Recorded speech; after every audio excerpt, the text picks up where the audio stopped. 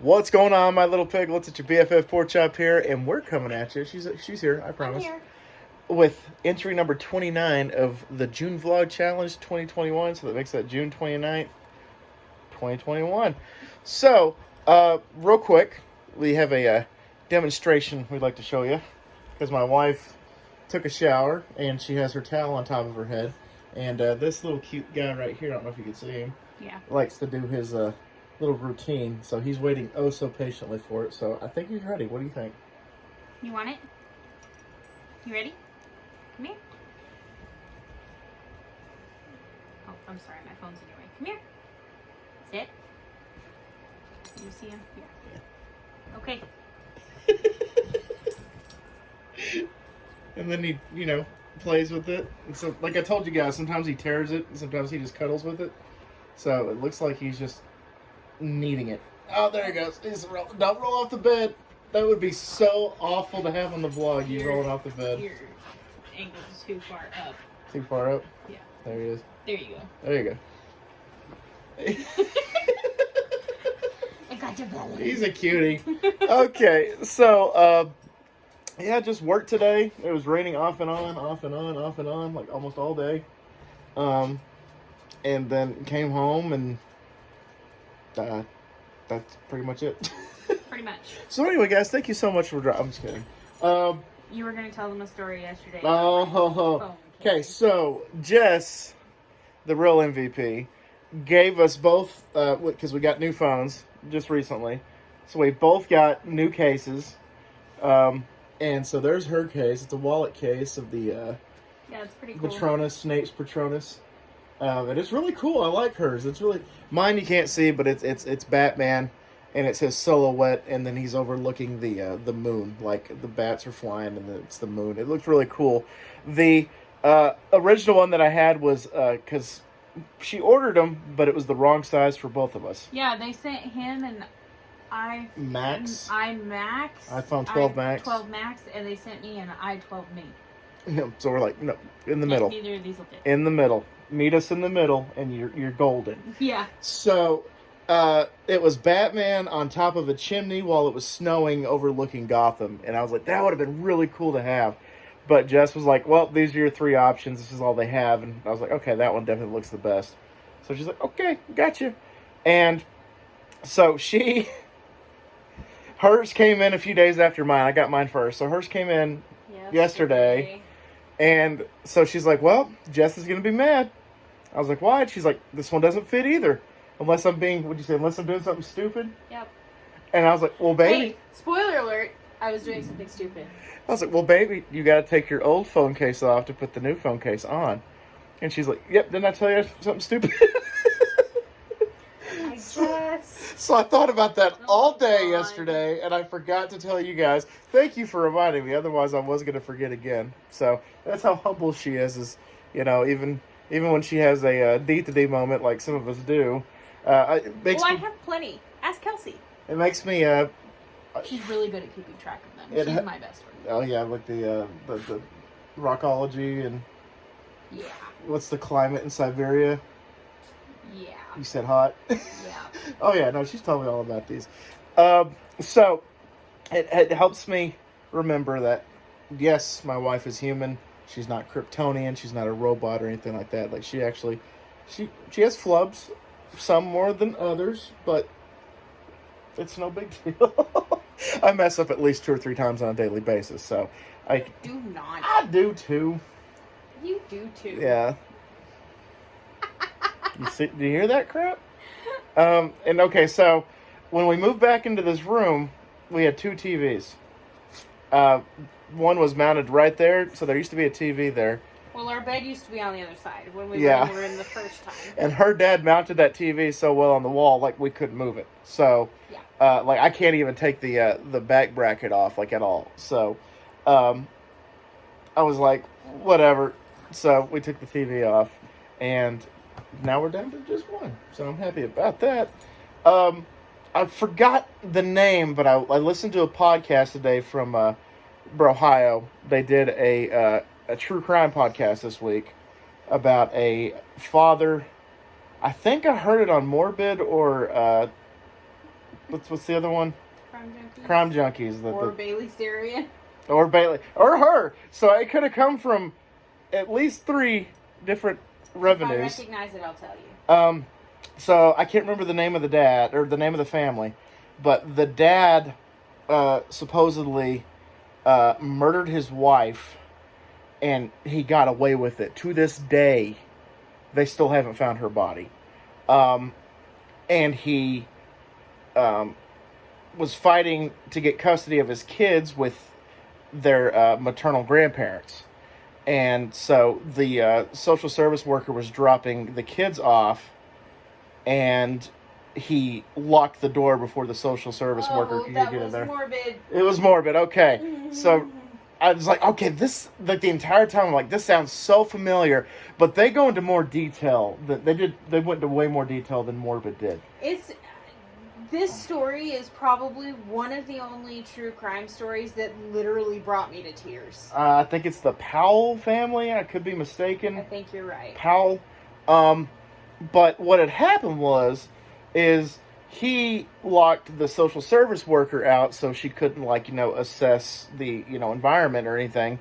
So apparently he took a hatchet to both kids and then set the house on fire, which caused it to blow up with him and the 2 kids inside. You know what the worst part was? The worst part was the autopsy.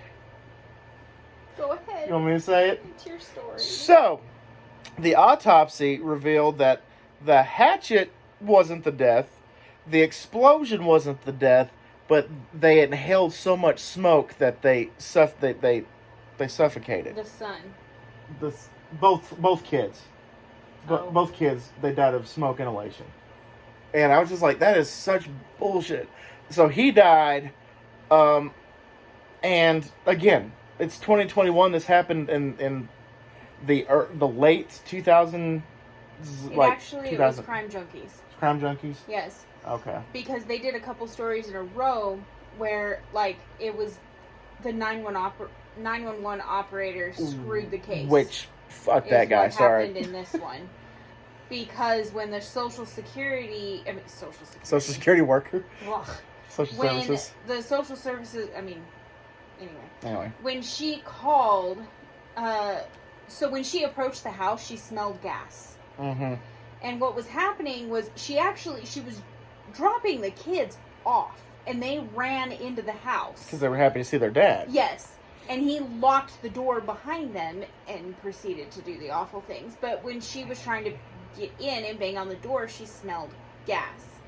So she tried to call 911 because she's not capable of doing anything about it. Crazy that you called 911 in a crisis like that. And the operator was treating her like she was stupid, did not understand that she was a social services worker, wasn't doing anything about it. I can't remember the time, but it was a 13-minute call, something it was a ridiculously long call for an emergency situation. Yeah, they played the 911 call, and they were just, the guy was just being an asshole to her for no reason. He's like, okay, so what's the address? And she, was like, oh, I'm not too sure. I think it's, this on this street, this house number on this street, but I'm not too sure. And then she goes on to tell the story of why she's calling. And the guy's like, well, I need to know where the house is. You need to tell me where the house is. Yeah, and she was like, I'm trying to get to my car to get to the paperwork because I need to confirm the address. Yeah. So, yeah, she's like, I need to go to my car. Of course, if you're a 911 operator, because Nick who worked in law enforcement for a while, one of the co-hosts of the Brohio Podcast, he's like, you need to ask 3 questions. 3 questions, and that's it. You don't need to go on and on and on and on. You say, you state your emergency. Does anybody have a weapon? Is anybody hurt? Those are the 3 main questions you need to ask. Other than that, just shut the hell up and let them tell their story. Let them, work out the details with you. Don't just be like, well, if you're the supervisor, then who's supervising you? Yeah. So, but the worst part, okay, that's the worst part. Another bad part was the father-in-law to the wife was very creepy to her. Oh, yeah. He would, film her, in the shower, and he would film her, driving to work, or, doing laundry, or what have you. And she actually recorded one of their conversations candidly without him knowing. And he's just like, I just feel something between us. Like, I just feel something. She's like, first of all, I'm married to your son, your grandchildren. I'm the mother of your grandchildren. I am just a step above them. So we need to keep this, in the family. And then so he's just like, oh, whatever, just like whatever. But come to find out, the father-in-law, of course, had just hard drives full of videos and pictures of her. But they also found child pornography. Like 3 hard drives full of child pornography. He unfortunately died of a heart attack in 1952, so he didn't get to, serve his time, which is, damn. It's like the Toy Box Killer. Like, Oh, yeah, if you died. haven't heard of the Toy Box Killer, you should look that one up. That's another screwed up one. I would recommend Bailey's or Brohio's, because they go really into depth. Morbid does too, but I think. But if you kind of want a little bit of, like... Yeah, they do. A palate cleanser, because their humor is injected into the story. It's a terrible... Like, they tell terrible stories, but their humor kind of keeps it afloat. If you want something less detailed, Bailey Sarian's is it, because she doesn't go into too much detail.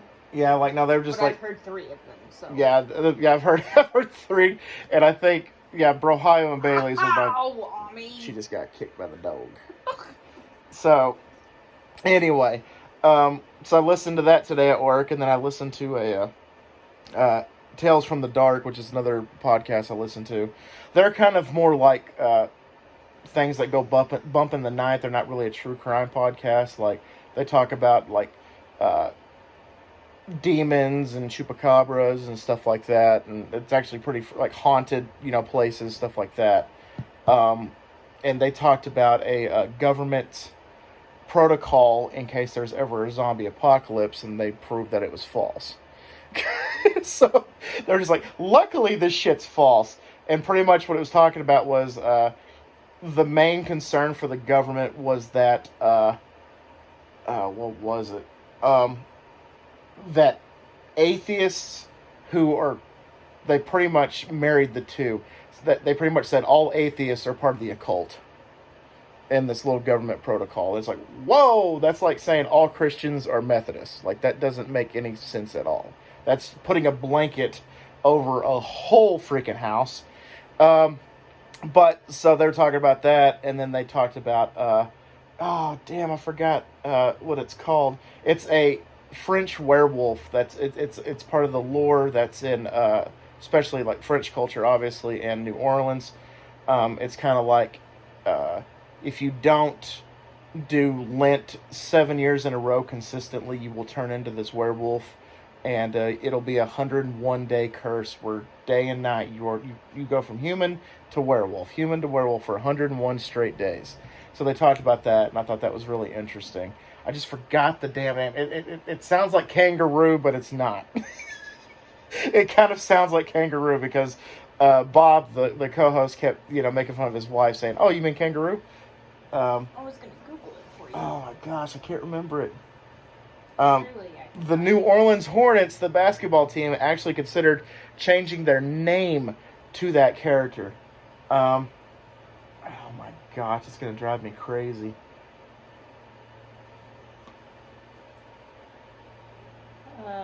Well. What? I don't know. Here, let me go into Spotify real quick and look up Tales from the Dark, and it's their latest episode. It's like the protocol, and then they talk about the thing. But anyway, so yeah, like this is like it's part of like their spooky culture. It's kind of like Bob compared it to like Rougarou? Yes, that's what it was. Because Bob kept saying kangaroo, and his wife's like, no, Rougarou, which is a French werewolf that like I told you guys. But yeah, it was just talking about how like that's like their Krampus. Like, it's like, you better behave or the Rougarou's gonna get you, or, whatever. Or, what's the, Wrinkles the Clown. I actually listened to a video that they did on Wrinkles the Clown, which, that was really freaking cool, and I like the documentary. But anyway, guys, we watched Don John last night. That was such a good movie. She actually liked it, and I liked it too. I had it, And I bought it specifically because Scarlett Johansson was in it. Like, I got it like the week it came out, like in 2013 or something like that. I never watched it. So we watched it last night. It was really good. It was really good. And so tonight we're going to watch Draft Day. I've seen it. She hasn't, but I think she's going to like it too. It's like the front office of the Cleveland Browns on Draft Day, and, you know, talking strategy and stuff like that. It's actually really cool. It goes deeper than just football. It goes to, like, people's personal lives and their personality traits and stuff like that. It's actually pretty cool. It goes in depth about that. But anyway, guys, we've droned on enough. I want to watch this movie and just, you know, go Mimi's. Just like the dogs are already, like, she's asleep and he's passed out with a towel. Look at that. Anyway, guys, thank y'all so much once again for dropping by. Tomorrow's the last day. All I had to say was my baby. Tomorrow is the last day. I can't believe it's already coming. The 30th is tomorrow, so. Aw, show them the kisses. The kisses and kissing. Anyway. Sister kisses. And, Chandler, you're a marshmallow, apparently. Are you a marshmallow? I said you are fluffy. You are soft and sweet. So, anyway, guys, we're going to get out of here. Thank y'all so much once again for dropping by. We greatly appreciate y'all. And always remember, my little piglets, call it Pork Chop. Loves y'all the most. So y'all take it easy, guys. And we will see y'all one last time. Manana. Bye, guys.